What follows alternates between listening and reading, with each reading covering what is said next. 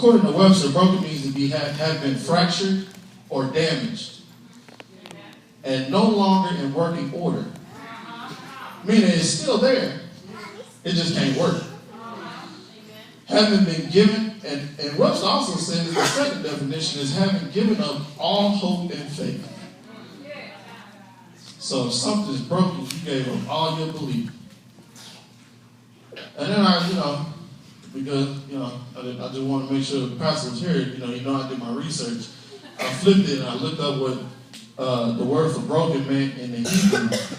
And in the Hebrew, I can't pronounce the word, but it said bent beyond withstanding measure. So in Hebrew, it's something that was bent out of shape and had too much pressure applied to it. We'll get that in a minute. The Greek definition for broken means something that's idle and not in active motion. Something that's idle and not in active motion. So what am I trying to say? Brothers and sisters, I come to find that, in our lives, in our spiritual walk with God, not even just in our spiritual walk, but in our natural walk, we go through situations and we go through obstacles in our lives that come to break some stuff off of us. Yeah, we do. And when we become saved, we don't necessarily deal with stuff the same way. Why is that?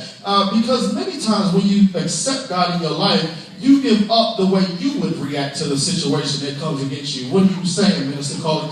Glad you asked. In your life, before you were saved, if somebody stole something from you, you probably would have whooped them. Yeah, you probably would have. But now you're saved and you profess Jesus Christ, you got to pray for him. Yeah. You got to pray for him now. So in that, when you become saved, God has to chase and break some stuff off of you. In the Bible, it says that God is the potter and we are the clay on his spindle. And, if you ever watch a potter, Pastor talked about it a couple weeks ago, if you ever watch a potter, his hand smooths out all the crevices and all the cracks on the clay. And if there's a malfunction in the clay, if it's not shaped the right way, he smashes it and starts over. So God has to break us in order for him to use us.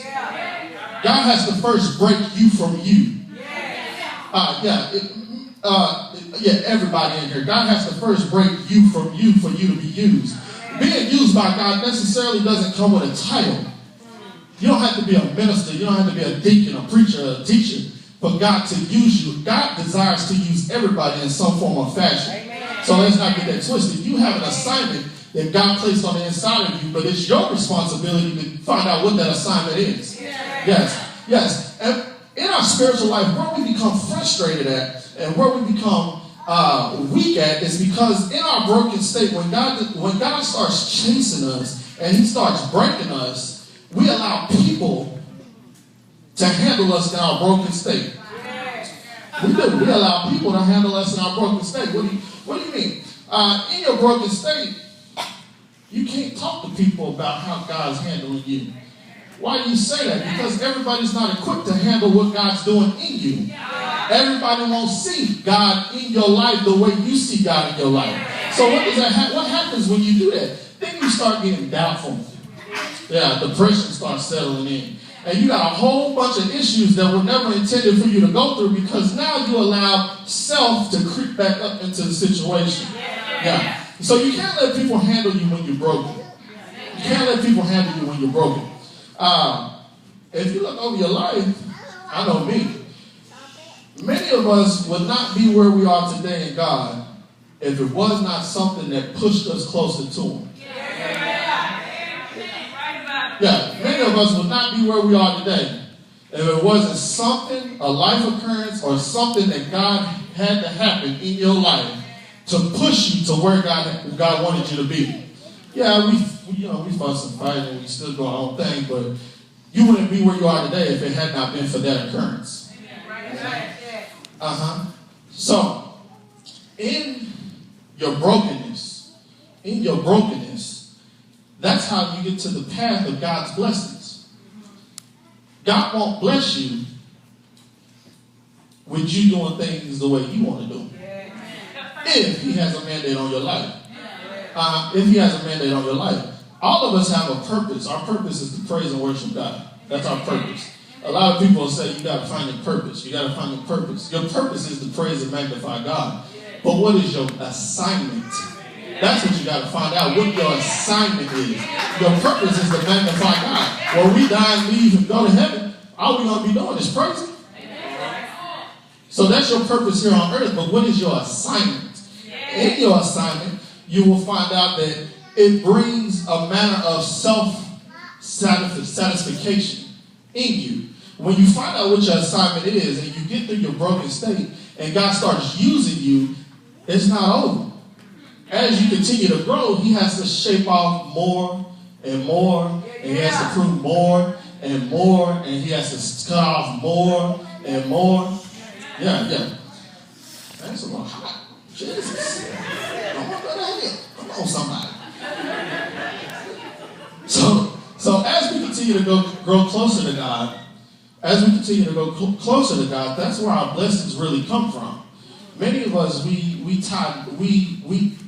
equate blessings to money, or we equate blessings to getting a new car, or we equate blessings to buying a new house. That's really not a blessing because, for one, if I'm going to work and I'm doing my job, money should come. That's what you call a natural occurrence. If I want more money, go get another job. That's a natural occurrence.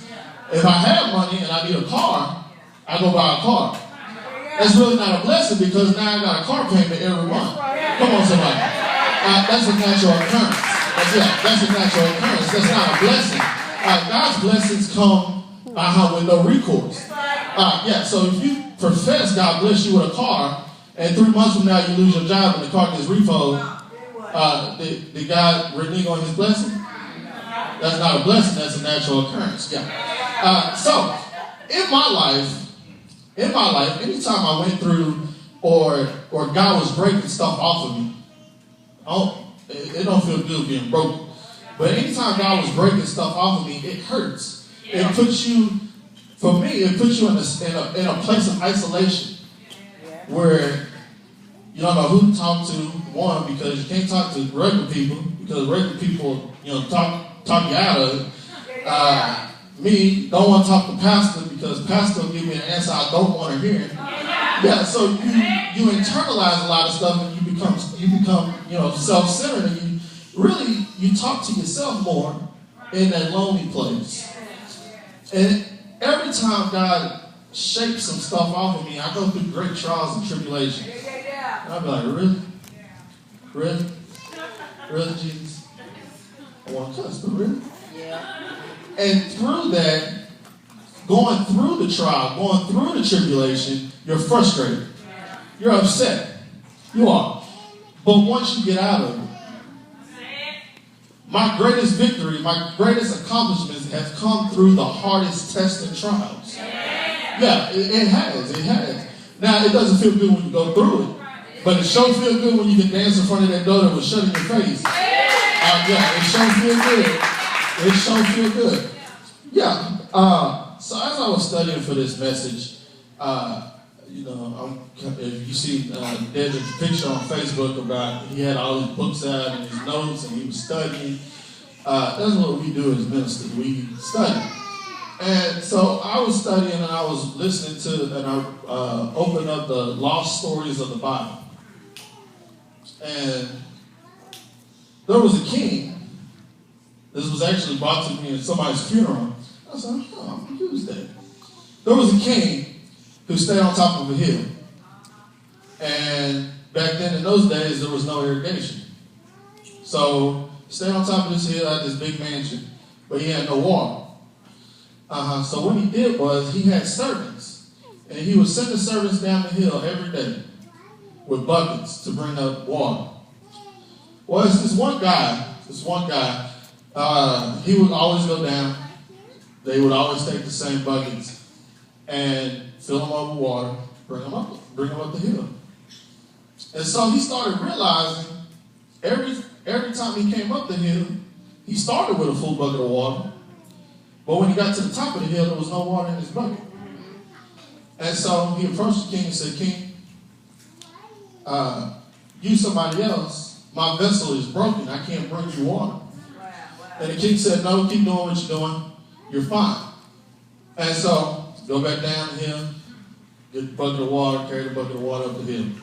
And I'm pretty sure back then, it was probably hot. Feet probably hurt. They didn't have shoes back then, so, all that. Yeah. And so he keeps going up, coming down, trying to bring a bucket of water. And when he gets to the top, there's no water in the bucket. Yeah. And so he keeps doing it out of obedience. And then one day he just gets frustrated and he goes back to the king. And says, King, I can't bring you no water. Picking you somebody else. And the king says, no, keep going. So he kept doing it. Faithful servant. Kept doing what the king told him to do, even though he did not see the reason he was being used. How many of us would do that? We think from the visual eye point we're being a failure. But pastor keeps telling you to do it. You think you're failing, but pastor keeps telling you to do it. How many of us will be that loyal and say, okay, because you said it, I'll do it. And so the servant keep going back and forth, bring a bucket of water. And one day, the king noticed he's really frustrated. He's really down and out. And the other servants start talking about him. And, they start talking about, why is the king using him? He's not pulling his weight. He's a slacker, not pulling his weight. And so the king steps in and the king takes the servant and says, come on, bring your bucket. Let's go back down to him. Goes back down to him. And the king says, fill your bucket over water. And filled his bucket over water. The king said, start walking. King's dropped off a little bit behind him. And the king said, turn around. And he turned around and he noticed there were some water spots on the trail leading back up to the castle. And the king said, all that time you were coming down to bring me water. You see these little flowers that I planted? The whole time you were going back and forth, you were watering these flowers. So why did I say that? I said that because in your life, you don't know who you're affecting by just doing what God told you to do. Yeah, it might not feel good right now, but you don't know whose lives you're touching. You don't know who's assigned to who is assigned to you. So regardless of how it feels, you still have to be functional in what God called you to do. Yeah, sometimes you might not see it. Yeah, every once in a while you get a pat on the back. But regardless, your life, if that servant would not have done what the king told him to do, those flowers, the king seen that his bucket was broken. So the king went down and said, you see this? I planted some flowers because I knew your bucket was broken. Yeah, so you can't get frustrated. You can't get stagnated in who God called you to be. Yeah, you might not be a preacher. Trust me, if I could not be a preacher, I would not be a preacher. Come on, somebody. It is not fun. But yeah, you might not be a preacher. You might not be maybe you're an usher. Hold the door, sweetie. Dude, many times we get frustrated because we're not in the spotlight. We're not up in front of the people. A lot of us, and you don't know what costs to come with. You don't know what costs to come with. So let me tell you about the little shoulder incident. So we were all out there Saturday playing football.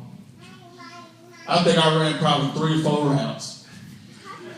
And Keith was back there being quarterback like he was Michael Vick. And we're just walking through. And so I'm running a route, Keith threw the ball, threw it in front of me. And I reached for it, and when I reached for it, my balance took me down. So I took the road. Done it all my life, playing football. And I got up and I said, ooh, that didn't feel right. So then I shook it off and said, man, I can't be a punk. I'm the youngest dude out here. Shake it off, shake it off, shake it off. And I couldn't lift my arm, so I was like, hey, Keith, go run some rounds. I'll be quarterback. And so we split the teams up. We were playing 5-on-5, and we got this, there was a midget out there. And he has 4.4 speed. And so I went to knock a pass down. Yeah, I'm talking about Iron. I went to knock a pass down, and Iron ran head first into my shoulder. And that was all she wrote. Pastor was like, dude, go to the doctor. And so I had my boys with me, and they were like, Daddy, you okay? You broke your bones? And so I didn't want to let them see me weak,